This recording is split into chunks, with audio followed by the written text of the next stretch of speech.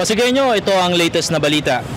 Isang walang buhay na taxi driver nga ang natagpuan dito sa loob ng isang taxi na nakaparada along Shaw Boulevard dito sa Barangay Kapitolyo, Pasig City.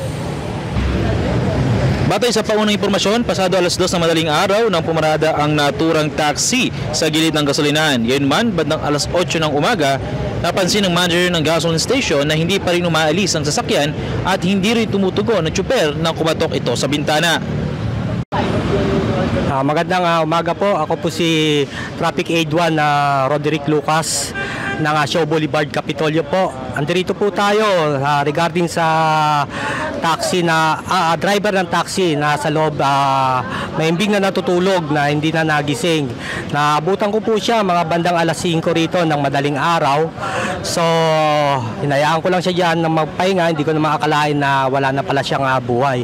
Regarding naman po sa oras na dapat na siyang paalisin dito, dumating po yung manager ng Phoenix ng mga bandang alas 8 at nagpatulong po sa akin nagisingin at paalisin po itong driver ng taxi dito sa area nila. So tinulungan ko po nung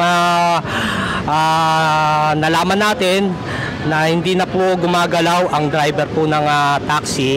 So nag-decide po ako na tumawag ng medics para matingnan ang kanyang pulso. So negative po at pumunta po at tumawag din po ako sa Pasig City. Ganun din po sa Philippine National Police po ng Pasig.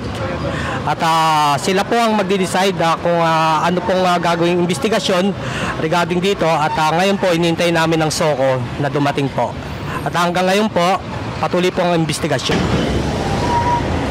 Dahil dito, agad siyang lumapit sa isang traffic enforcer at humiling na paalisin ang nakaparadang taxi. Subalit nang hindi pa rin nagpakita ng anumang kilos ang driver, pinagbigay alam na ng mga otoridad dito sa emergency responder ang insidente. Pagdating ng mga responding medical team, dito na nakumpirmang wala ng buhay ang biktima. Patuloy na iniimbestiga naman ng mga pulis Pasig ang posibleng sanhi ng pagkamatay ng naturang driver.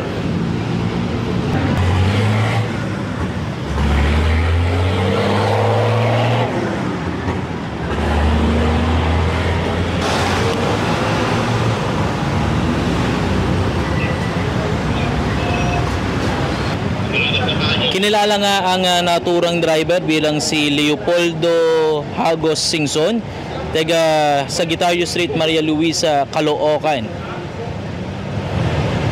Hinihintay na lamang ng mga pulisya ang SOCO para imbestigahan formal ang nasabing insidente.